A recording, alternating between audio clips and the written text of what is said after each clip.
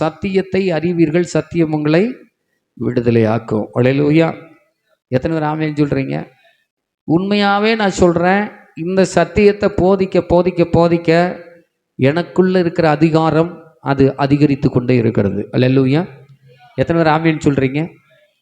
கூட வந்த மாமாவுக்கு தெரியும்னு நினைக்கிறேன். கூட போகும்போதெல்லாம் அற்புதம் நடக்குது, அங்கங்கே பிசாசு ஓடுது. அதிகாரத்தை பயன்படுத்துவதற்கு நாம் என்ன செய்ய வேண்டும்?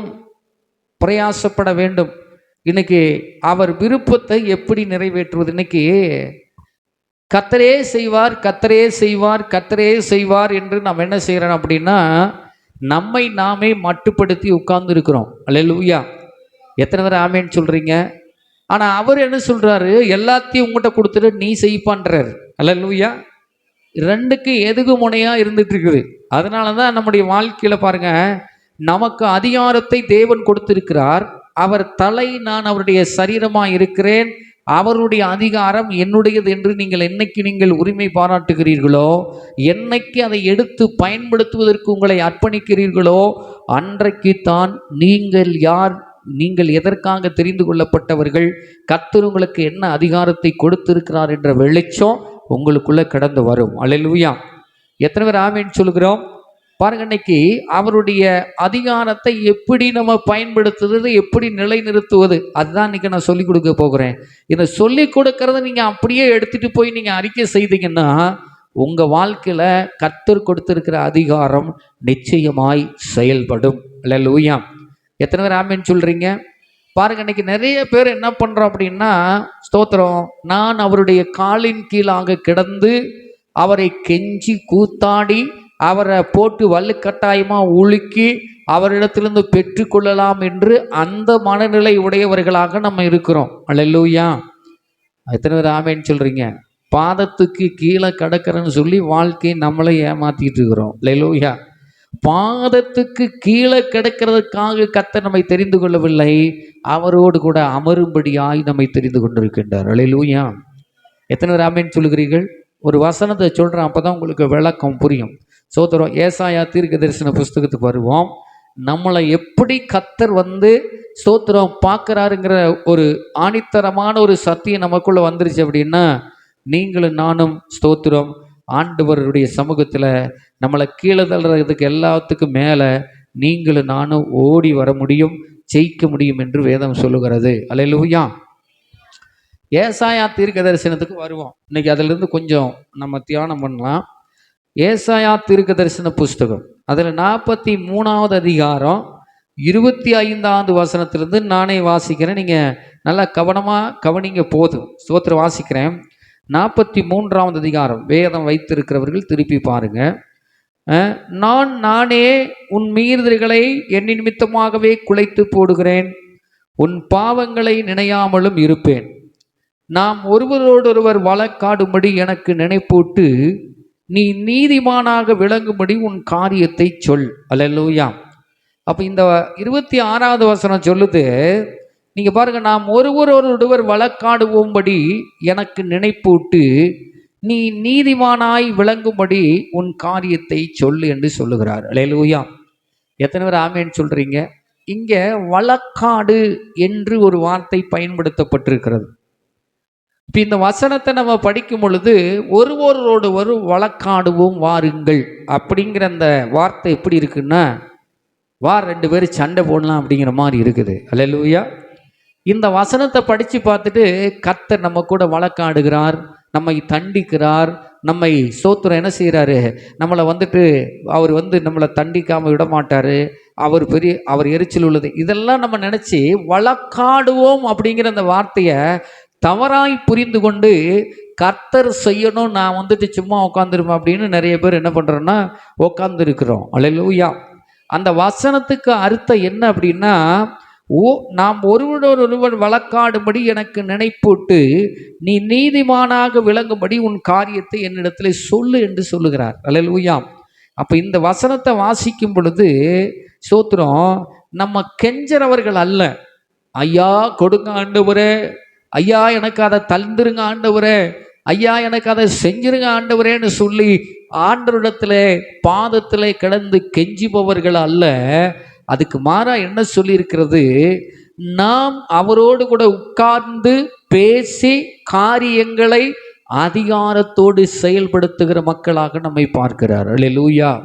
எத்தனை பேருங்க ஆமென் சொல்றீங்க? அவரோடு கூட உட்கார்ந்து அவர் அதான் சொல்றார், ஸ்தோத்திரம், வா ஒருவர் நம்ம என்ன செய்வோம், ஸ்தோத்திரம், வழக்காடும்படி எனக்கு நினைப்பு விட்டு நானும் உன்னோடு கூட சேர்ந்து என்ன செய்கிறேன், ஸ்தோத்திரம், உனக்காக வழக்காடுகிறேன். எங்கே? பிசாசினிடத்தில் நான் வைத்திருக்கிற ஆசீர்வாதங்களை தடை பண்ணுகிற, விடுதலையை தடை பண்ணுகிற, சமாதானத்தை தடை பண்ணுகிற, நல்ல மனுஷனா மாறதுக்கு விரோதமாக கிரியை செய்கிற காரியங்களை என்னிடத்தில் வந்து நீ சொல்லு. 2 பேரும் சேர்ந்து என்ன பண்ணுவோம், அதை ஜெயிப்போம் என்று கர்த்தர் அவரோடு கூட உட்கார்ந்து பேச சொல்றாரு. அல்லேலூயா. உனக்கு இருக்கிற பிரச்சனைகளை என்கிட்ட வந்து பேசு. உனக்கு இருக்கிற காரியங்களை, தட்டுப்பாடு, வியாதி, பலவீனம், கஷ்டம், நீனு ஒருத்தனை போட்டு சோத்திர கஷ்டப்பட வேண்டிய அவசியம் இல்லை. நீ சொல்லுகிறத நான் கேட்டு உனக்காக உன்னோடு கூட அந்த வியாதி கூட, பலவீனத்து கூட, சஞ்சலத்து கூட, கஷ்டத்து கூட நானும் போராடுவதற்கு ரெடியாக இருக்கிறேன். அல்லேலூயா. எத்தனை பேர் ஆமேன்னு சொல்கிறோம்? இந்த வழக்காடுதல் எப்படி எடுத்துட்டாங்கன்னா, இயேசு கிறிஸ்து வந்து மனுஷனோடு கூட போராடுகிறார், திட்டுகிறார், கண்டிக்கிறார், அடிக்கிறார், உணர்த்துகிறார். இப்படி எல்லாம் தவறாக புரிஞ்சுக்கிட்டு இருக்கிறதுனால தான் நம்மளுடைய அதிகாரம் நமக்கு தெரியலை. அல்லேலூயா. எத்தனை பேர் ஆமேன்னு சொல்கிறீங்க? அவர் என்ன சொல்கிறாருன்னா, வா ஒருவரோடு ஒருவர் நம்ம என்ன செய்வோம், வழக்காடும்படி எனக்கும் விஷயத்தை கொஞ்சம் சொல்லு. அல்லேலூயா. எத்தனை பேர் ஆமேன்னு சொல்கிறீங்க? மனுஷங்கிட்ட நம்ம பாருங்க, கவலையோடு கூட இருக்கிறவங்கள, வேதனையோடு கூட இருக்கிறவங்கள பார்த்தீங்கன்னா, அந்த வேதனையும் துன்பமும் நெருக்கமும் பக்கத்து வீட்டிலேயோ நண்பர்கிட்டையோ அல்லது வேற ஒருத்தருகிட்டையோ சொல்லி கொட்டி தீர்த்தான் அது சமாதானமாக இருக்குன்னு உலகத்தில் சொல்கிறான். அல்லேலூயா. உலகத்தில் நடக்கிறது போலவே கர்த்தர் என்ன சொல்கிறாருன்னா, நீ வந்துட்டு நீதிமானா மாற்றப்படுகிறதுக்கு தடையாக இருக்கிற காரியத்தை, உன் குடும்பத்தில் இருக்கிற பிரச்சனையை, வேதனையை, துன்பத்தை, நெருக்கத்தை, கவலையை, சோதனை எல்லாத்தையும் நீனே வச்சுக்கிட்டு இருக்காத. இங்கே வா, உட்காரு, நம்ம 2 பேரும் பேசுவோம். அல்லேலூயா. எத்தனை பேர் ஆமேன்னு சொல்கிறீங்க? எந்த தெய்வம் இப்படி கூப்பிடுது சொல்லுங்க. அல்லேலூயா. வாப்பா, உட்காந்து பேசுவோம். பேசிட்டு ஸ்தோத்திரம், உன் காரியத்தை கேட்டுட்டும் இந்த காரியம் யாரால வருது, இது யாரால வருது அப்படின்னு சொல்லி 2 பேரும் போய் அந்த காரியத்தோடு கூட போராடுவோம். போராடி நீ நீதிமானாக்கப்படுவாய். அல்லேலூயா. எத்தனை பேர் ஆமேன்னு சொல்றீங்க? இன்னைக்கு அவரு செய்யணும்னு உட்காந்துக்கிட்டே இருக்கிறோம். பல வருஷம் அப்படிதான் உட்காந்துருக்குறோம். ஆண்டவரே நீங்கள் செய்யுங்க, ஆண்டவரே நீங்கள் அதை பாருங்க, ஆண்டவரே இதை நீங்கள் பண்ணுங்க. அவரு செய்யறதுக்கு நீங்கள் என்னமோ எஜமான் மாதிரி உட்காந்துக்கிட்டு, நான் என்னமோ எஜமான் மாதிரி உட்காந்துக்கிட்டு அவருக்கு ஆர்டர் போட்டு நீங்கள் ஓடுங்க, போய் செய்யுங்க. அல்லேலூயா. எத்தனை பேருக்கு புரியுது நான் சொல்கிறது? அல்லேலூயா. அவர் என்ன சொல்கிறாருன்னா, உன் விஷயத்தை வா, 2 பேரும் உட்காருவோம், பேசுவோம், அந்த காரியத்தை போய் 2 பேரும் செய்வோம். உனக்கு அந்த அதிகாரம் இருக்குது, உன் பின்னால் நான் நிற்கிறேன், நீ அதை ஜெயமிடு. அல்லேலூயா. எத்தனை பேர் ஆமேன்னு சொல்கிறோம்? போன வாரத்தில் அதான் சொன்னேன். ஒரு போலீஸ்காரரை வந்து உங்களுக்கு சொல்லி கொடுத்தேன்னு நினைக்கிறேன். உதாரணமாக, எப்படி அந்த போலீஸ்காரருக்கு ட்ரெஸ்ஸை போட்டால், பேச்சை போட்டால், சோத்திரம் தொப்பியை போட்டால், குச்சை எடுத்தா, அவனுக்குள்ளே சும்மா இருந்தவன் கூட அதை போட்டுட்டா, முன்ன இருந்த அந்த தைரியத்தை காட்டில் இந்த உடையை போட்ட உடனே அவனுக்கு என்ன ஆகுது, பல மடங்கு தைரியம் வந்துடுது. அல்லேலூயா. இந்த தைரியம் எப்படி வருது? அரசாங்கம், கவர்மெண்ட் அவனுக்கு பின்னால் வேலை செய்யுது. அல்லேலூயா. அரசாங்கம் அவனுக்கு அதிகாரத்தை கொடுத்துருக்கிறது. அந்த அதிகாரத்தின் அடிப்படையிலே கவர்மெண்ட் பின்னால் இருந்து வேலை செய்யுது. அதே மாதிரி தான் கர்த்தர் நம்மளை கூப்பிடுறாரு. விவரத்தை சொல்லு, பிரச்சனையை சொல்லு, கஷ்டத்தை சொல்லு, துன்பத்தை சொல்லு. என்ன நீ நீதிமான ஆக்கப்படுகிறதுக்கு, நீங்கள் நல்லா இருக்க முடியாதபடிக்கு, நீ ஆசீர்வாதமாக இருக்க முடியாதபடிக்கு எதெல்லாம் தடை செய்கிறது நீனே வச்சிருக்காத, என்கிட்ட சொல்லு, நான் உனக்கு பின்னால் இருந்து வேலை செய்கிறேன். அல்லேலூயா. போகிறத யார் தான் போகணும்? நீ தான் போகணும். அல்லேலூயா. எத்தனை பேருக்கு ஆமேன்னு சொல்கிறீங்க? அதிகாரம் கொடுத்துருக்கிறாரு. ஆனால் நாம் என்ன பண்ணோம் அப்படின்னா, நான் மட்டும் போக மாட்டேன் ஆண்டவரே, நீங்கள் முன்னால் போங்க. அல்லேலூயா. எத்தனை பேர் ஆமேன்னு சொல்கிறீங்க?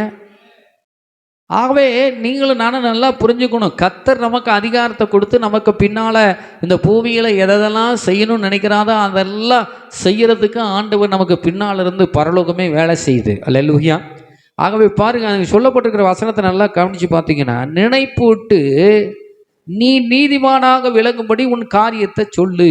என்ன சொல்றார் அப்படின்னா என்னது? ரெண்டு பேரும் உட்காந்து பேசலான்னு ஆண்டவர் சொல்றாரு. ஸ்தோத்திரம். அது நம்ம எப்படி எடுத்துக்கிட்டோம்னா, ஆண்டவர் வழக்காடுகிறார், ஸ்தோத்திரம், அடிக்கிறார், உதைக்கிறார், ஸ்தோத்திரம், சுக்கு நூறம் பிணைஞ்சு எடுக்காம விட மாட்டார், கர்த்தர் அடிக்காம விட மாட்டார், நொறுக்காம விட மாட்டார். அதெல்லாம் கிடையாது. அந்த வழக்கானது கிடையாது. ஸ்தோத்திரம். அல்லேலூயா. நம்ம தவறா புரிஞ்சுக்கிட்டு இருக்கிறோம், அவ்வளவுதான். அவர் கூப்பிடுறாரு, வாப்பா உட்காரலாம், ரெண்டு பேரும் பேசலாம், நண்பர்கள் போல. ஸ்தோத்திரம். பேசி ஸ்தோத்திரம், அதுக்கு பின்னால் நான் இருக்கிறேன், உன்னால் முடியலன்னா நான் பின்னால் என் பலனை கொடுக்குறேன், நீ போய் என்ன செய், இவைகளை எல்லாவற்றின் மேலும் வெட்டி எடு அப்படிங்கிறாரு. அல்லேலூயா. எத்தனை பேர் ஆமேன்னு சொல்கிறோம்? நாம் என்ன பண்ணுறோன்னா, நாம் போகிறதுக்கு பயந்துக்கிட்டு, இல்லை ஆண்டவரே நீங்களே போங்க, போக மாட்டார். அதிகாரத்தை அவர் நம்ம கையில் கொடுத்துட்டார். அது எப்படி ஆண்டவர் ஒரு மனுஷனை அந்த தவறான வழக்கானது அந்த இது கிடையாது. அதுக்கு என்ன விளக்கம் கொடுத்துருக்குறாங்கன்னா, நீங்கள் வாசித்து பார்த்தீங்கன்னா, தேவன் பகுத்தறிவான தேவன், மனிதனை பகுத்தறியவும் மனதுடன் திறனுடன் உருவாக்கி இருக்கிறார். மனுஷனை எப்படி படைத்திருக்கிறார்னா, பகுத்தறிவுடன் படைத்திருக்கின்றார். அல்லேலூயா. எத்தனை பேர் ஆமேன்னு சொல்கிறீங்க? தவறாக புரிஞ்சிக்க கூடாதுங்கிறதுக்கு இது அர்த்தம். இன்னைக்கு மனுஷன் தவறாக புரிஞ்சு நாம் ஒன்று சொன்னால் அவங்க ஒன்று புரிஞ்சுக்கிறோம், அவங்க ஒன்று சொன்னால் நாம் தவறாக இப்படி அப்படி இல்லை. ஞானத்தை ஆண்டவர் தந்திருக்கிறார்.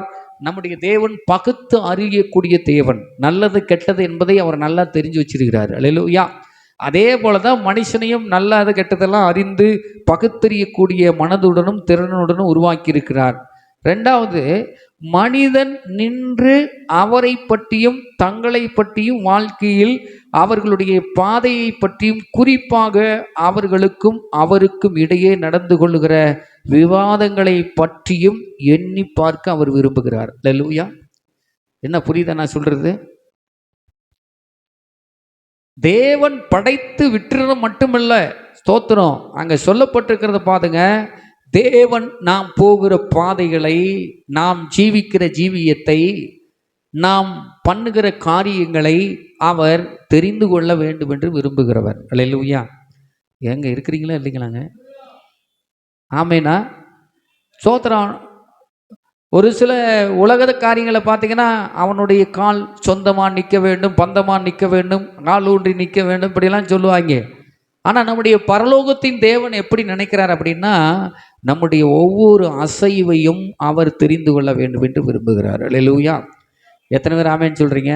பேசுறது, நினைக்கிறது, நடக்கிறது, யோசிக்கிறது, சோத்திரம், மற்றவர்கள் பிஸ்னஸ்ஸு, குடும்பம், பிள்ளைகள், கையின் பிரயாசம், பொருளாதாரம், சோத்திர சரீரம், எல்லாத்தையும் ஆண்டவர் கவனிக்க வேண்டும் என்று விரும்புகிறார். அவரோடு கூட ஸ்தோத்திரம் விவாதங்களை பற்றி எண்ணி பார்க்க அவர் விரும்புகிறார். நம்முடைய வாழ்க்கையில் என்னெல்லாம் நடக்குது என்பதை அவர் தெரிந்து கொள்ள வேண்டும் என்று விரும்புகிறார், ஆசைப்படுகிறார், எதிர்பார்க்கிறார்.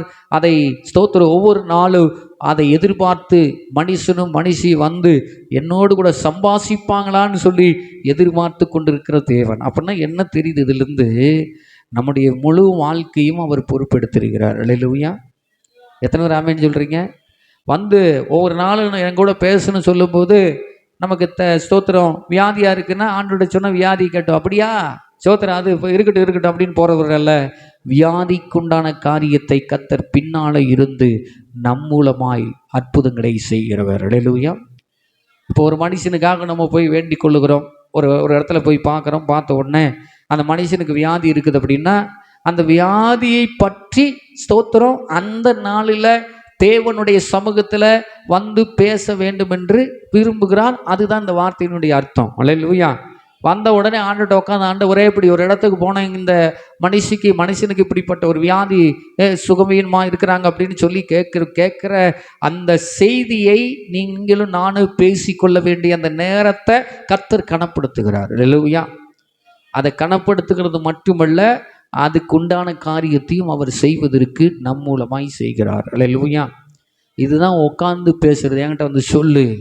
ஒருவேளை நம்முடைய குடும்பத்தில் பணப்பற்றாக்குறையா போய் உட்காந்து, ஆண்டவரே எனக்கு பணப்பற்றாக்குறையாக இருக்கிறது, இவைகளெல்லாம் சந்திக்கும்படி உம்முடைய கரத்தில் வந்து சொல்கிறேன், நீர் எனக்கு செய்ய வல்லவராக இருக்கிறீர் என்று சொல்லுகிற அந்த சம்பாஷணையை கர்த்தர் எதிர்பார்க்கிறார். அல்லேலூயா. நம்மளா போட்டு புலம்பிக்கிட்டு இருக்கக்கூடாது. ஆண்டவர் கூப்பிடுறார், வந்து சொல்லப்பா, நானும் சேர்ந்து என்னால் முடிஞ்ச அளவுக்கு உன்னை நீதிமானாய், நீதிமான என்னது, உயர்வு, மேன்மை, ஆசீர்வாதம், ஆற்றல், சக்தி, பெலன் எல்லாத்தையும் கொண்டு வந்து கொடுக்குறேன் அப்படின்றாரு. அல்லேலூயா. எத்தனை பேர் ஆமீன்னு சொல்றீங்க? அப்ப இதுக்கு தான் கூப்பிடுறாரு. சோத்திரம். உடனே கடன் இருக்குது அப்படின்னா கடன் பிரச்சனையை தீர்க்கிறதுக்கு நீங்க முயற்சி எடுக்கிறீங்களா இல்லையோ, கர்த்தர் ஏதோ ஒரு பக்கத்துல முயற்சி எடுத்து அதை சீக்கிரத்திலே முடிக்கிறதுக்கு பக்கபலமா இருந்து, கண்ணுக்கு நேரா தெரியாது, நடக்கிற கிரிகளை வச்சுதான் சொல்லணும், கர்த்தர் நம் பின்னால் இருந்து உதவி செய்கிறார். அல்லேலூயா. எத்தனை பேர் ஆமீன்னு சொல்றீங்க? பரலோகம் முழு சப்போர்ட் நமக்கு கொடுக்குது. சோத்திரம். அல்லேலூயா. முழு அதிகாரத்தை நமக்கு தந்திருக்கிறது. ஆகவே பாருங்க, நான் போன வாரத்தில், இந்த வாரத்தில் எக்ஸல் காலேஜுக்கு போனோம், யாருன்னே தெரியாது. தோத்திரம்.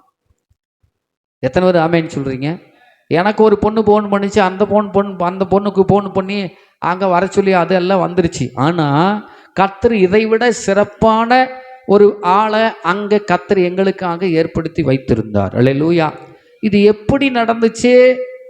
எங்கள் அண்ணா கிட்ட சொன்னேன். அவருக்கு தெரிஞ்ச எங்கள் அண்ணனுடைய பையன் அந்த காலேஜில் படித்தாப்புல, அந்த காலேஜில் படிச்சிருக்கும் பொழுது அந்த காலேஜில் ஒரு பெரிய நபர் அவனுக்கு தெரிஞ்சிருந்தார். அங்கிருந்து ஃபோன் அடித்து சொன்ன உடனே எங்களை ராஜ மரியாதையோடு அழைத்து கொண்டு போகிறார்கள். அல்லேலூயா. பின்னால் ஆளை வச்சு ஆண்டவர் வேலை செய்கிறார். சோத்திரம். நீ போறடா, சோத்திரம் போ, உனக்கு பின்னால், அதான் நான் போன வாரம் சொன்னேன் இல்லையா, நான் சொன்னேன், இந்த சத்தியத்தை வாசிக்க எனக்கு ரொம்ப வேலை நடந்துகிட்டே இருக்குது. அல்லேலூயா. கர்த்தர் அதிகாரத்தை கொடுத்திருக்கிறார். போக போக போக போக எல்லா இடங்களிலும் வழிகளை திறந்து எல்லாரும் உட்காந்து கிடக்கிறான். நாங்கள் போய் சீக்கிரத்தில் முடிச்சுட்டு ராஜா போல வந்து எல்லாம் சலக்கரணை செஞ்சு அவர் அனுப்பிவிட்டார். அல்லேலூயா. எத்தனை பேர் ஆமீன்னு சொல்கிறீங்க? இதுதாங்க கர்த்தர் நடத்துகிற விஷயம். நமக்கு தெரியாமல், நம்ம யார்கிட்டையும் சொல்லாமல் விஷயத்தை சொல்லணும். அதுதான் ஆண்டோட சொல்லுன்றார். விஷயத்தை சொல்லும் போது அங்கே என்ன நடக்குது? கதவு திறக்கப்படுகிறது. ஆமேன். எத்தனை பேர் ஆமீன்னு சொல்றீங்க? அதை தாங்க சொல்றாரு பாருங்க, எல்லா விஷயத்தையும் நான் தெரிந்து கொள்ள விரும்புகிறேன். அப்போ பேசணுங்கிறது காரணம் என்னன்னா, எல்லா விஷயத்தையும் நான் தெரிந்து கொண்டால்தான் எந்தெந்த விஷயம் எப்படி பண்ணணுங்கிற அந்த அறிவையும் ஆற்றலையும் ஞானத்தையும் கர்த்தர் நமக்கு கொடுத்திருக்கிறார். அதை செயல்படுத்துவதற்குண்டான காரியத்தை அவர் செய்வதற்கு அவர் வல்லவராக இருக்கிறார். அல்லேலூயா. விவாதங்களை பற்றியும் எண்ணி பார்க்க அவர் விரும்புகிறார். நம்மை படைத்தவர் விரும்புகிறார். அடுத்தது என்ன சொல்லியிருக்கிறார்னா, தேவனுடைய விருப்பம் சமாதானமும் ஒருங்கிசைவும் பாவத்தினால் கொண்டு வரப்படுகிற சர்ச்சை தீர்க்கப்படுகிறதற்கு அவர் விரும்புகிறார். மனம் வருந்துகின்ற மக்களை மன்னிக்கவும் மீட்கவும் மற்றும் ஆசீர்வதிக்கவும் அவர் காத்திருக்கிறார். அல்லேலூயா. அவர் வழக்காடுறவரே கிடையாது. நம்ம கூட வந்து உன்னை உதைச்சிருவேன், அடிச்சிருவேன், பிச்சிருவேன், போட்டுருவேன் அப்படிங்கிறதில்ல. அவர் நம்மளை எப்படி பார்க்குறாருன்னா, ஸ்தோத்திரம், மனம் வருந்துகின்ற மக்களை மன்னிக்கவும் மீட்கவும் ஆசீர்வதிக்கிற தேவன். அல்லேலூயா. அதுக்காக தான் அவரிடத்துல பேசணும்னு சொல்லி விரும்புகிறார். ஆகவே தான் ஸ்தோத்திரம், நீங்கள் நான் என்ன செய்ய வேண்டும்? இந்த வசனத்தின் அடிப்படையில் உட்கார்ந்து பேசுறதுக்கு நம்ம நேரத்தை ஒதுக்கணும். அல்லேலூயா. எவன் அவங்ககிட்டயோ போய் நம்ம குடும்பத்து விஷயத்தில் நம்ம சொல்லிக்கிட்டு கிடப்போம். எத்தனை பேர் ஆமீன்னு சொல்கிறீங்க? அவர் கூப்பிடுறாரு, படைச்சவர் கூப்பிடுறாரு. எவங்கிட்டயோ சொன்னால் என்னென்னமோ பிரச்சனை வரும். அல்லேலூயா. எத்தனை பேர் ஆமீன்னு சொல்கிறீங்க? நம்மை படைத்தவரிடத்தில் நாம் சொன்னால் பிரச்சனைகள் சால்வ் ஆகும், ஒரு புதிய வழி திறக்கப்படும். அல்லேலூயா. எத்தனை பேர் இதை ஏற்றுக்கொள்கிறீங்க? யாரோ தெரியாத ஆளுக்கிட்டலாம் நம்ம விஷயத்தெல்லாம் போய் சொல்லுவோம். வாப்பா உக்காரு, தோத்திரம். அவன் கேட்டுட்டு போய் நமக்கு தெரியாத 4 ஊருக்கு அந்த பக்கம் இருக்கிற மனுஷனிடத்தில் நம்முடைய செய்தியை விளக்கிட்டு வந்துடும். அல்லேலூயா. எத்தனை பேர் ஆமீன்னு சொல்கிறீங்க? நாரி போச்சு கதை கந்தல். எத்தனை பேர் ஆமீன்னு சொல்கிறீங்க? நம்ம தெரியாத ஆளுக்கிட்ட தான் போய் உட்காந்து பேசுகிறோம். ஆனால் கூப்பிடுறாரு நம்மளை படைச்ச தெய்வம், உனக்கு என்ன பிரச்சனை இருக்குதா, வா, நம்ம 2 பேரும் உட்காந்து பேசுவோம், நீ போய் செய்யி. உனக்கு விரோதமாக ஏதாவது நடந்துச்சுன்னா பின்னால் நான் இருக்கிறேன், நானும் உன்னோடு சேர்ந்து உனக்கு உன்னுடைய வாழ்க்கை மேன்மைக்கு, உயர்வுக்கு, சந்தோஷத்துக்கு, சமாதானத்துக்கு, குறைவாக இருக்கிற காரியத்துக்கு உனக்கு பின்னால் இருந்து நான் வேலை செய்கிற, நீ வா. அல்லேலூயா. எத்தனை பேர் ஆமேன்னு சொல்கிறீங்க? அதை தான் அங்கே சொல்கிறார், வா 2 பேரும் உட்காந்து பேசுவோம், வழக்காடுவோம் ஒருவரோடு ஒருவர். ஸ்தோத்திரம். வழக்காடும்படி எனக்கு நினைப்பூட்டு. யாருக்கு? இயேசுவுக்கு தெரிவிக்கணும் முதல்ல. அல்லேலூயா. எந்த ஒரு பிரச்சனை வந்தாலும், வாழ்க்கையில் என்ன தடுமாற்றம் வந்தாலும், எந்த சுழிவு வந்தாலும், எந்த குழி வந்தாலும், எந்த பள்ளங்கள் வந்தாலும், வியாதிகள் வந்தாலும், முதலாவது இயேசுவுக்கு தெரிவிக்க வேண்டும். அல்லேலூயா. வேதம் சொல்லுகிறது, முதலாவது தேவனுடைய ராஜ்யத்தையும் அவருடைய நீதியும் தேடுங்கள். அல்லேலூயா. முதல்ல மறைச்சிக்கிட்டே இருக்கக்கூடாது. மற்ற மனுஷர்களெல்லாம் மூணாவது நபர், நாலாவது நபராக நம்ம பார்க்குறோம். அப்படிலாம் பார்க்கவே கூடாது. முதல்ல நம்ம என்ன செய்ய வேண்டும்? கர்த்தருடைய பிள்ளைகள் ஒருவரோடொருவர் பேசிக்கொள்ள வேண்டும். அல்லேலூயா. அதை தான் அங்கே சொல்கிறார். ஆண்டவரும் ஏசாயா தீர்க்கதரிசி கூப்பிடுறார். அப்போ இங்கே நம்ம உலகத்தில் இருக்கும் பொழுது கிறிஸ்துவ பிள்ளைகளோடு முதல்ல சபைக்கு வருகிற மக்களோடு, போதகர்களோடு நம்ம தொடர்பு கொள்ள வேணும். அல்லேலூயா. எத்தனை பேர் ஆமேன்னு சொல்லுவோம்? போதகர் என்ன செய்வார்? விசுவாசிங்க என்ன செய்வாங்க? ஊர் புறம் போய் தண்டூர் அடித்து இப்படி எல்லாம் எங்கள் சபையில் இப்படி இருக்குது அப்படிலாம் சொல்ல மாட்டாங்க. என்ன செய்வாங்க? தொடர்பு கொள்ள வேண்டிய நபரிடத்தில், இயேசுவினிடத்தில் பேசுவார்கள். அல்லேலூயா. என்ன இயேசு என்ன பண்ணுவார்? சொன்ன காரியத்தை நிறைவேற்றுறதுக்கு உண்டான வல்லமை, பலன், சக்தி, ஆற்றல் எல்லாம் உங்களுக்கு அனுப்பி நீங்கள் செய்ய வேண்டிய காரியத்தை ஜெயமாக செய்து முடிக்குவார். அல்லேலூயா. எத்தனை பேருங்க ஆமேன்னு சொல்கிறீங்க? நான் என்ன சொல்கிறேன்னா, மற்றவங்ககிட்ட சொல்கிறத விட சோத்திரம் நம்முடைய ஆவிக்குரிய நண்பர்கள், ஆவிக்குரிய வட்டாரத்தில் இருக்கிறவங்கள்ட்ட சொல்லும்போது அவங்க தேவனோடு பேசுவார்கள். அல்லேலூயா. எத்தனை பேர் ஆமேன்னு சொல்கிறீங்க? இங்கே அதுதான் சொல்லப்பட்டிருக்கிறது. நம்மளை குறித்து ரொம்ப அக்கறை உள்ளவராக இருக்கிறார் கர்த்தர். அல்லேலூயா. அதனால தான் ஒவ்வொரு நாளும் அப்டேட்டையும் அவர் விசாரிக்கணும், அவங்கள பார்க்கணும், பேசணும். அவங்ககிட்ட நம்ம தேவைகளை சொன்னால் அதுக்கு பதில் கொடுக்கணுங்கிறதுல கர்த்தர் எவ்வளவு ஸ்தோத்திர கரசனை உள்ளவராக இருக்கிறார். அதனால தான் ஒரு மனுஷனை பார்த்து கூப்பிடுறாரு, வாயா, பிரச்சனை எதுக்குயா, நீ ஏன் போட்டு குழப்பிட்டு கிடக்க? அல்லேலூயா. ஒடியா வந்து உட்காரு, பிரச்சனையை சொல்லு, 2 பேரும் போவோம். எத்தனை பேர் ஆமேன்னு சொல்கிறீங்க? பாருங்க, வேதம் தெளிவாக சொல்கிறது. இன்னொரு காரியத்தை உங்களுக்கு நான் வாசிக்க விரும்புகிறேன். சோத்திர ஏசாயா தீர்க்கதரிசி புஸ்தகம் 1வது அதிகாரம் 8வது வசனம். அவர் எதுக்கு வழக்காடுறதை பற்றி இன்றைக்கி நிறைய தப்பாக நினச்சிட்டு இருக்கிறோம். நீங்கள் வாசி பாருங்கள், ஏசாயா 1வது அதிகாரம். நீங்கள் பாருங்கள், ஏசாயா 1வது அதிகாரம், அதில் 18வது வசனத்தை நாம் வாசிக்கலாம். 1:18 வாசிக்கலாம். இங்கேயும் வழக்காடுவோம் வாருங்கள். ஆ ஆ ஆ ஆ ஆ ஆ ஆ ஆ இங்கே பாருங்க, சோத்திரம் வழக்காடுவோம் என்கிற சொல்லு இங்கே எப்படி பயன்படுத்தப்பட்டிருக்குது அப்படின்னா, வழக்காடுவோம் வாருங்கள் என்று கர்த்தர் சொல்லுகிறார். உங்கள் பாவங்கள் சிவரென்று இருந்தாலும் உறைந்த மலையை போல் வெண்மையாகும், அவைகள் இரத்தாம்பர சோப்பா இருந்தாலும் பஞ்சை போல் ஆகும். அல்லேலூயா. எத்தனை பேர் ஆமேன்னு சொல்கிறீங்க? இந்த வசனத்தை அடிக்கிறது உதைக்கிற மாதிரி தெரியுதா? சோத்திரம் வசனம் வழக்காடுவோம்னா அடிக்கிறது, உதைக்கிறது, நொறுக்கிறது. சில போதகர்லாம் பேசுகிறாங்க, கர்த்தர் உன்னை உதைச்சே விடுவார், நொறுக்கியே விடுவார். ஸ்தோத்திரம். அல்லேலூயா. கையை காலம் முறிச்சே விடுவார்னு பேசுகிறாங்க. எத்தனை பேர் ஆமேன்னு சொல்கிறீங்க?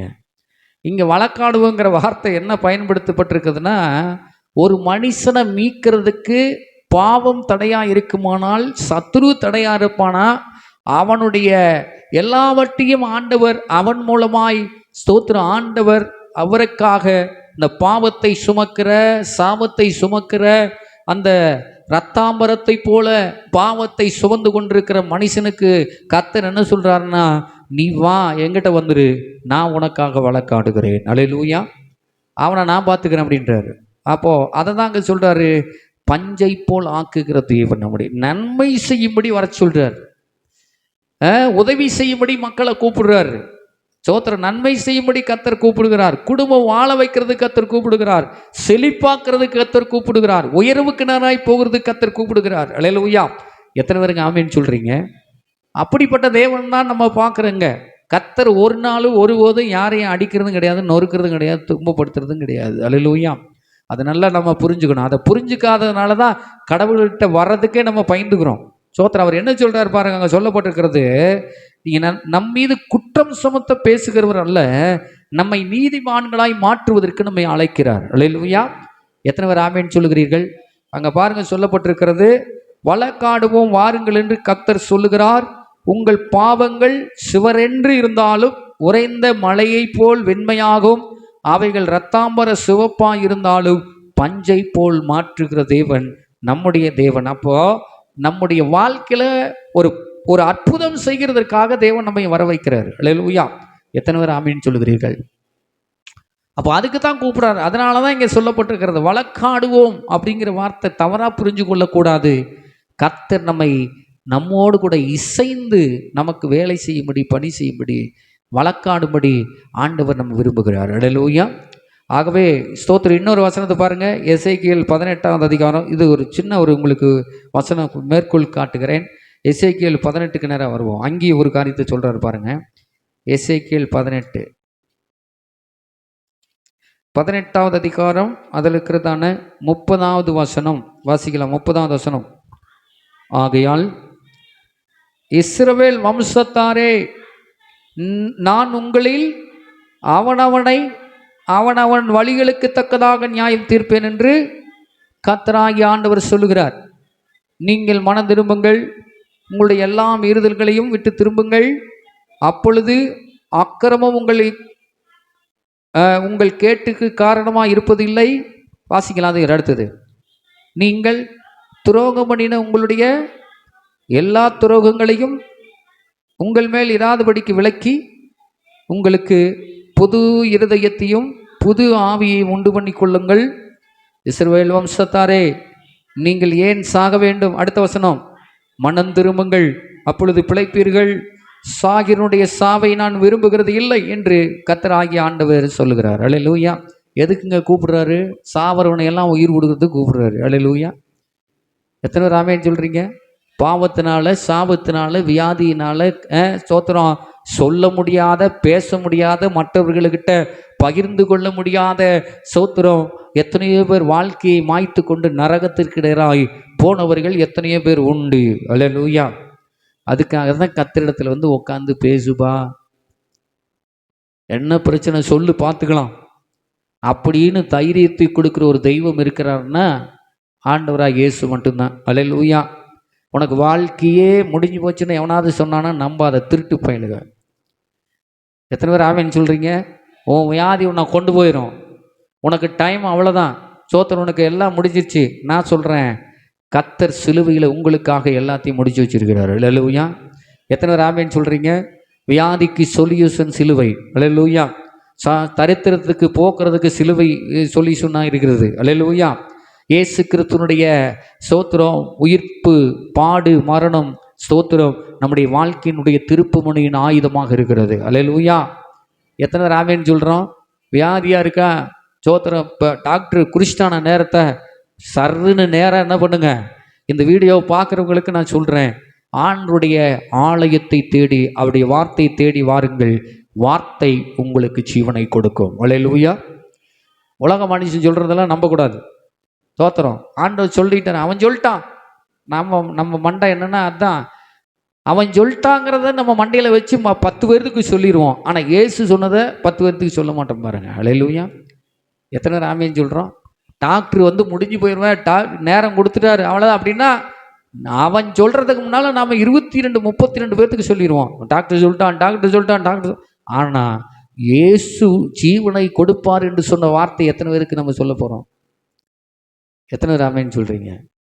பாருங்க, இங்கே நல்லா சொல்லியிருக்கிறது. சோதரர் நமக்கு வாழ்வை கொடுக்கும்படி, பிழைப்பூட்டும்படி, சாபத்திலும் பாவத்திலும் வியாதியிலும் கஷ்டத்திலும் இருக்கிற மக்களை தூக்கி எடுக்கும்படி அவர் வாருங்கள் என்று அழைக்கிறார். அல்லேலூயா. எத்தனை பேர் ஆமென் சொல்கிறோம்? பாருங்க, இங்கே சொல்லியிருக்குது அப்படி. மத்தேயு 11:28 சொல்லப்பட்டிருக்கிறது, வருத்தப்பட்டு பாரம் சுமக்கிறவர்களை நீங்கள் எல்லாரும் என்னிடத்தில் வாருங்கள், நான் உங்களுக்கு அழைப்பார்கள் தருகிறேன். அல்லேலூயா. இன்னொரு இடத்துல சொல்லப்பட்டிருக்கிறது, என்னை நம்பி வந்தவர்களை நான் என்ன செய்யறதில்ல, புறம்பே தள்ளுவது இல்லை. சோத்திரம். வந்தா ஒரு அற்புதம் நடக்கும், வந்தா அதிசயம் நடக்கும், வந்தா விடுதலை உண்டாகும், வந்தா பிசாசு ஓடும், சத்துரு தெரிச்சு ஓடுவான். ஓடுதான் இல்லையா? அல்லேலூயா. எத்தனை பேர் ஆமென் சொல்றீங்க? அதுக்கு தான் கூப்பிடுறாரு, நல்லா பழச்சிக்கப்பா, உனக்காக சிலுவையில் நான் எத்தனையோ பாடுகளை பட்டு, வேதனைப்பட்டு, ரத்தம் சிந்தி, நீனும் உன் குடும்பம், பிள்ளைகள், கையின் பிரயாசம், நித்திய வாழ்வு, நீ சுகித்து வாழும்படிக்கு என்னையே சிலுவையில் ஜீவ பலியாக கொடுத்து உனக்காக அத்தனையும் ஏற்படுத்தி வச்சிருக்கிறேன், வந்து எடுத்து அனுபவின்னு சொல்லி தான் கூப்பிடுறாரு. அல்லேலூயா. எத்தனை பேர் ஆமேன்னு சொல்கிறீங்க? இப்போ நம்ம வந்து ஆண்டவர்கிட்ட சொல்லணும். அவர் எதிர்பார்க்குறாரு. என்ன பிரச்சனை? டாக்டர்கிட்ட போன உடனே டாக்டர்லாம் படிச்சிருக்கிறாங்க, நல்லது தான். டாக்டர்கிட்ட போன உடனே உங்களுடைய சிகிச்சைக்கு அவர் ரெடி ஆகிறது கிடையாது. அல்லேலூயா. எந்த டாக்டர்கிட்ட கவனிச்சிருக்கீங்களா? நான் ஒரு ஆளுக்கிட்ட விளையாட்டுத்தனமாக கேட்டேன். அவர் ஒரு பதில் சொன்னார். இப்போ நீங்கள் கவனித்து பாருங்கள். நீங்கள் இன்றைக்கி இல்லை என்னைக்குனாலும் எந்த டாக்டர்கிட்ட போனாலும் உனக்கு இந்த வியாதி அப்படின்னு சொல்லி அவன் உங்களுக்கு சொல்லி ஊசி போடுறது கிடையவே கிடையாது. அல்லேலூயா. அனுபவத்தை பட்டிருக்கீங்களா? போன உடனே என்ன பண்ணுது சொல்லு, இப்படி தான் கேட்பேன். ஆனால் ஆண்டவருக்கு நமக்குள் என்ன இருக்கிறது என்பது தெரியும். அல்லேலூயா. எத்தனை பேர் ஆமென் சொல்கிறீங்க? அதுதான் கடவுளுக்கு மனுஷனுக்குள்ள வித்தியாசம். கடவுளுக்கு தெரியும் நமக்குள்ளே எந்தெந்த இடத்துல எந்தெந்த பகுதியில் எங்கே வியாதி இருக்குது, பிளவீனம் இருக்குது, கட்டி இருக்குது, கசன்று இருக்குதுன்னெலாம் ஆண்டவர் எல்லாத்தையும் அறிஞ்சு வச்சுருக்காங்க. என்ன காரணம் சொல்லுங்கள் பார்ப்போம். மனிதனை படைக்கவில்லை, கடவுளாகி தேவன் நம்மை படைத்தார். அல்லேலூயா. எத்தனை பேர் ஆமென் சொல்கிறீங்க? அதனால தான் சொல்கிறான், உனக்கு இங்கே இருக்குதுப்பா உங்கள் பிரச்சனை, இங்கே பிரச்சனை அப்படின்னு ஆண்டவர் என்ன பண்ணுறார்? படைத்தவருக்கு எல்லாம் தெரியும், படைக்காதவனுக்கு ஒன்றும் தெரியாது.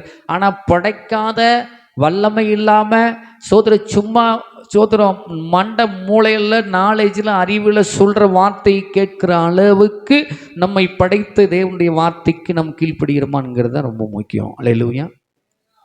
எத்தனை பேர் ஆமென் சொல்கிறோம்?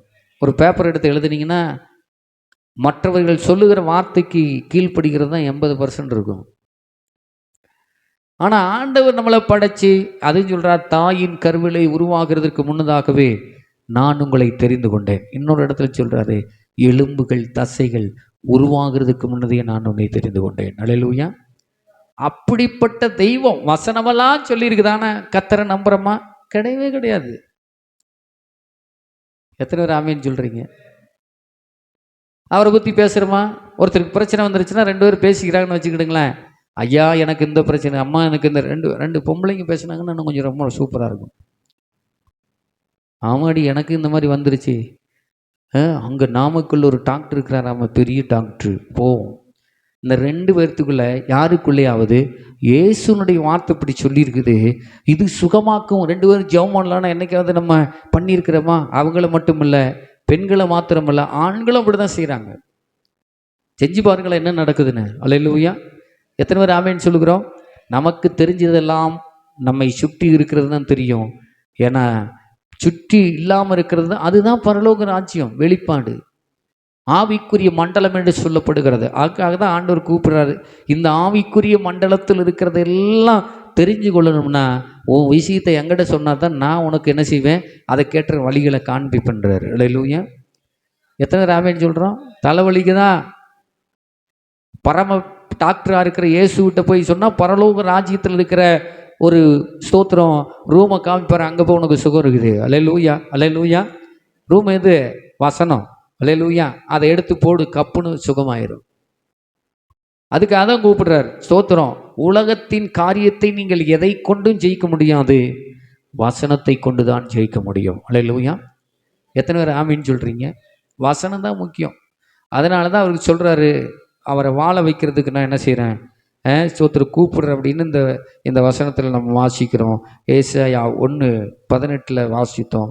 அந்த எசேக்கியேல் 18ஆம் அதிகாரத்தில் 32வது வசனத்திலே அதான் சொல்லுது, மனம் திரும்புங்கள் அப்பொழுது பிழைப்பீர்கள், சாகிறனுடைய சாவை நான் விரும்புகிறதில்லை. அவர் ஒரு நாளும் வியாதியாக இருக்கிறத, கஷ்டமாக இருக்கிறத, சஞ்சலமாக இருக்கிறத, நோயாக கிடக்கிறத அவர் விரும்புகிறது இல்லை. அல்லேலூயா.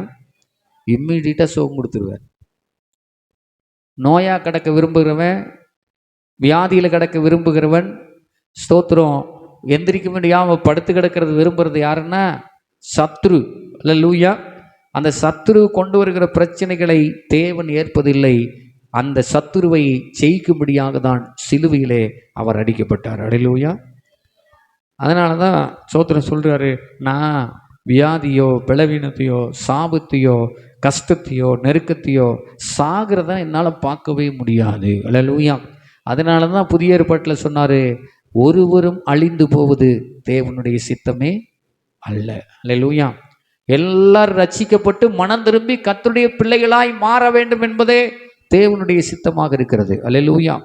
ஆகவே கர்த்தர் சொல்லி இருக்கிற காரியத்தை நம்முடைய வாழ்க்கையில நாம் என்ன செய்ய வேண்டும்? செய்வதற்கு நம்மை அர்ப்பணிக்க வேண்டும். அதை நிலைநாட்டுவதற்கு நம்ம என்ன செய்ய வேண்டும்? அர்ப்பணிக்க வேண்டும். அல்லேலூயா. ஆகவே இன்னொரு வசனம் பாருங்க, வாசித்து பாருங்க, கடைசியா 2வது பாயிண்ட். அது எப்படி ஸ்தோத்திரம் எல்லாத்தையும் நம்ம செய்ய முடியும் அப்படின்னா, நீங்கள் வாசித்து பாருங்கள். ஸ்தோத்திரம் அதிகாரத்தை செயல்படுத்துறதுக்கு ஏசாயா தீர்க்கதரிசன புஸ்தகம் 44க்கு வருவோம். இதோட முடிக்கிறேன். ஏசாயா தீர்க்கதரிசன புஸ்தகம் 44, அதில் 24வது வசனத்திலிருந்தே வாசிப்போம். உன் மீட்பரும் தாயின் கற்பத்தில் உன்னை உருவாக்கினருமான கர்த்தர் சொல்லுகிறதாவது, நானே எல்லாவற்றையும் செய்கிற கர்த்தர். நான் ஒருவராய் வானங்களை விரித்து நானே பூமியை பரப்பினவர். நான் கட்டுக்கதைக்காரின் குறிகளை அபதமாக்கி குறி சொல்லுகிறவர்களை நிர்மூலமாக்கி ஞானிகளை வெட்கப்படுத்தி அவர்கள் அறிவை பைத்தியமாக்க பண்ணுகிறவர். இங்க பாருங்க, நான் என் ஊழியக்காரனின் வார்த்தையை நிலைப்படுத்தி என் ஸ்தானாதிபதிகளின் ஆலோசனையை நிறைவேற்றி குடியேறுவாய் என்றும் எருசலேமுக்கும் கட்டப்படுவீர்கள் என்று யூதாவின் பட்டணங்களுக்கும் சொல்லி அவைகளின் பாலான ஸ்தலங்களை எடுப்பிப்பான். அல்லேலூயா. சோத்திரம். எப்படி ஆண்டவர் நம்மளை அவருடைய வார்த்தையை பயன்படுத்த சொல்லியிருக்கிறாருன்னா, சொல்லி பேசி. அல்லேலூயா. எத்தனை பேர் ஆமேன்னு சொல்லுகிறோம்? பேசி பேசிய கர்த்தருடைய அறிக்கையை, வார்த்தையை, விசுவாச வார்த்தைகளை பேசி பேசிய இந்த உலகத்தில் நடக்கக்கூடிய நம்முடைய சோத்திரம் காரியத்தை எப்படி நம்ம ஜெயம் எடுக்க முடியும் அப்படின்னா, நம்ம வாயிலேயே கர்த்தர் வச்சிருக்கிறார். அல்லேலூயா. பேசி பேசி பேசி பேசி உலகத்தின் காரியத்தை ஜெயம் எடுத்து பரலோக ராஜ்யத்தை இந்த பூமிக்கு கொண்டு வருவதற்கு நமக்கு அதிகாரத்தை ஆண்டவர் தந்திருக்கிறார். அல்லேலூயா. அப்போ என்ன பண்ணணும்? பேசணும், சொல்லணும். கர்த்தரிடத்துல சொல்லி பேசி அவர்கிட்ட சொல்லணும். அவர் நமக்கு கொடுக்கிற ஆலோசனையை, வசனத்தை எடுத்து நாம் பேசும் பொழுது கர்த்தர் காரியங்களை ஆண்டவர் செய்ய வல்லவராக இருக்கிறார். அல்லேலூயா. ஆமாம், நம்ம பாதத்துக்கு கீழே கடந்த ஆண்டவரே நீங்கள் செய்யுங்க, நீங்கள் செய்யுங்க, அப்படி இல்லை. நம்மளை ஆண்டவர் செய்ய சொல்கிறார். ஸ்தோத்திரம். அல்லேலூயா. அது 28வது வசனத்தை பாருங்கள். 28வது வசனம், அதில் கோரேசை குறித்து, அவன் என் மெய்ப்பெண், அவன் எருசலேமை நோக்கி நீ கட்டப்படு என்றும் தேவாலயத்தை நோக்கி நீ அஸ்திபாரப்படு என்றும் சொல்லி எனக்கு பிரியமானது எல்லாம் நிறைவேற்றுவான் என்று சொல்கிற. பிரியமானவைகளெல்லாம் செய்வான், நிறைவேற்றுவான். அல்லேலூயா. அப்படின்னா என்ன அர்த்தம்? எல்லாத்தையும் நம்மக்கிட்ட கொடுத்துட்டார். எருசலேமை பார்த்து கட்டப்படு என்றும் அங்கே சொல்லப்பட்டிருக்கிறது. எல்லாரும் சொல்லுங்க, நம்முடைய குடும்பம் கட்டப்படும். அல்லேலூயா. சொல்லுங்க, பக்கத்தில் பார்த்து சொல்லுங்க, என் குடும்பம் கட்டப்படும். அல்லேலூயா. சோத்திரம். சிலர்லாம் சொல்லாமே அப்படியே உட்காந்துருக்கிறோம் பாருங்க. பக்கத்தில் பார்த்து பிடிச்சி, கையை நல்லா பிடிச்சி, கையில் ஏதாவது முள்ளுகள் வச்சுருக்காங்களா? சோத்திரம் குத்துதான்னு பாருங்க. ஆமேன். சோத்திரம். கையில் பிடிச்சி, அதுக்கு தான் பக்கத்தில் உட்காரணும். சோத்திரம். கையை பிடிச்சி, நான் என் குடும்பம் கட்டப்படும், என் தொழில் கட்டப்படும், என்னுடைய ஸ்தோத்திர வருமானம் கட்டப்படும், கையின் பிரயாசம் கட்டப்படும். கட்டுப்படுவதற்காகவே நமக்கு அதிகாரத்தை ஆண்டவர் தந்திருக்கிறார். அல்லேலூயா. கட்டுகிறதற்கு ஆண்டவர் நமக்கு அதிகாரத்தை தந்திருக்கிறார். எத்தனை பேர் ஆமேன்னு சொல்றீங்க? பாருங்க, அங்கே அந்த வசனத்தை நல்லா வாசித்து பார்த்தீங்கன்னா, சோதர எருசலேமை நோக்கி நீ கட்டப்படும் என்றும் தேவாலயத்தை நோக்கி நீ அஸ்திபாரப்படு என்றும் சொல்லி, நீங்க என்ன சொல்றீங்களோ அது அப்படியே நடக்கும். அல்லேலூயா. சோத்திர. அதுதான், அதனால தான் வேதத்தில் வாசித்தோம். இப்போ பூலோகத்தில் நீ எவைகளை கட்டுவாயோ அது பரலோகத்திலும் கட்டப்பட்டிருக்கும். அல்லேலூயா. பூலோகத்தில் நீ எதை கட்டவிழ்ப்பாயோ அது பரலோகத்திலும் கட்டவிழ்க்கப்பட்டிருக்கும். சோத்திரம். நீங்கள் கட்ட தெரிந்து கொள்ளப்பட்டவர்கள், அஸ்திபாரம் போடுவதற்கு தெரிந்து கொள்ளப்பட்டவர்கள். அல்லேலூயா. இந்த கட்டுறது, அஸ்திபாரம் போடுறது என்பது ரொம்ப முக்கியம். ஆரம்ப ஃபண்டமெண்டல் அஸ்திபாரம். அதாவது ஒரு கட்டடம் ஸ்தோத்திரம் கீழே பேஸ் கரெக்டாக இருந்தால் தான் மேலே என்ன வேணால் பண்ணலாம். அந்த முக்கியமான காரியத்தை செய்கிறதுக்கு கர்த்தர் ஆண்டவர் நமக்கு அதிகாரத்தை கொடுத்திருக்கிறார். அல்லேலூயா. ஒரு குடும்பம் தாறுமாறாக இருந்துச்சு, தொழில் தாறுமாறாக இருந்துச்சு, பிஸ்னஸ் தாறுமாறாக இருந்துச்சு, பார்த்து சொல்லுங்க, தொழிலே இயேசுவின் நாமத்தில் கட்டப்படுவாயாக. அல்லேலூயா. வியாதியே இயேசுவின் நாமத்தில் ஸ்தோத்திரம் விலகி போவாயாக. அல்லேலூயா. சொல்லி பாருங்க, கர்த்தர் அற்புதங்களை செய்ய அவர் வல்லவராக இருக்கிறார். அல்லேலூயா. இதை செய்யறதுக்கு தான் நம்மளை வச்சிருக்கிறார். அவரை செய்யன்னு சொல்லிக்கிட்டே இருக்கக்கூடாது. நாம் எடுத்து பயன்படுத்தினால்தான் அதிகாரம் நமக்கு கொடுக்கப்பட்டிருக்கிறது. அந்த அதிகாரத்தை நிலைநாட்ட வேண்டும் நம்முடைய வாழ்க்கையில். அல்லேலூயா. எத்தனை பேர் ஆமென் சொல்கிறோம்? எப்படி நிலைநாட்ட முடியும்? பேசிக்கொண்டே இருக்க வேண்டும். வசனத்தை எடுத்து அறிக்கை செய்து அது கட்டப்படட்டும், அது ஆசீர்வதிக்கப்படட்டும், இது ஸ்தோத்திரம் வளர்ச்சி அடையட்டும், பெருகட்டும், இது சுகம் உண்டாகட்டும், ஆரோக்கியம் உண்டாகட்டும், விடுதலை உண்டாகட்டும், இயேசுவின் நாமத்தில் நான் பேசுகிறேன், இது உண்டாகட்டும் என்று சொன்னீங்கன்னா அது அப்படியே நடக்கும். அல்லேலூயா. வேதவசனம் என்ன சொல்லுது பாருங்க, கடைசியா எனக்கு பிரியமானதை எல்லாம் நிறைவேற்றுவான். கொடுத்துட்டார் கையில். அல்லேலூயா. எத்தனை பேர் ஆமேன்னு சொல்றீங்க? அவருக்கு என்னென்ன பிரியமா இருக்குதோ. சிலர்லாம் 1-2 கையில் வச்சுக்கிட்டு மீதி தான் கொடுப்பாங்க. ஆனால் அவர் அத்தனையும் கொடுத்துட்டார். சோத்திரம். எனக்கு பிரியமான, நான் என்ன பிரியமாக வச்சுருக்கிறேனோ, என்ன நான் எனக்குன்னு ஆசையாக வச்சுருக்கிறேனோ எல்லாத்தையும் உனக்கு கொடுத்துட்டேன். சோத்திரம். அல்லேலூயா. நீ போய் என்ன பண்ணு, எனக்காக நீ காரியங்களை வாய்க்க பண்ணு. அல்லேலூயா. என்னுடைய அதிகாரத்தை எடுத்து, என்னுடைய வல்லமையை எடுத்து, என்னுடைய காரியத்தை எடுத்து நீ பூமியில் எனக்காக நான் பிரியப்படுகிற அத்தனையும் உங்கள்கிட்ட கொடுத்துனேன், எடுத்து செயல்படுத்து. அல்லேலூயா. எத்தனை ராமேன்னு சொல்லுகிறீர்கள்? அப்போ கொடுக்கப்பட்டதை நிலைநாட்டுகிறதற்கு நீங்களும் நானும் பேசி பேசி சொல்லி சொல்லியே உருவாக்கணும். வேதவசனம் சொல்லுகிறது, மரணமும் ஜீவனும் எங்க இருக்கு? நாவின் அதிகாரத்தில் இருக்கிறது. மரணத்தையும் உங்களால் உருவாக்க முடியும், ஜீவனையும் உங்களால் உருவாக்க முடியும். அல்லேலூயா. அப்போ எதை நம்ம பேச போகிறோம் அதுதான் முக்கியம். அல்லேலூயா. மரணத்தை பேசுறதுக்கு கர்த்தர் நம்மளை தெரிந்து கொள்ளவில்லை, ஜீவனை பேசுகிறதுக்கு கர்த்தர் நம்மை தெரிந்து கொண்டிருக்கிறார். அல்லேலூயா.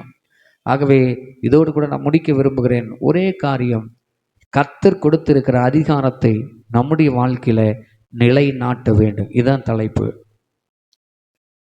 கர்த்தர் நமக்கு கொடுத்திருக்கிற காரியத்தை நிலைநாட்டி அவரை சும்மா தொந்தரவு பண்ணி நீங்கள் செய்யுங்கன்னு சொல்லுகிறத காட்டிலும் நான் செய்ய போகிறேன், எனக்கு உதவி செய்யுங்க. அல்லேலூயா.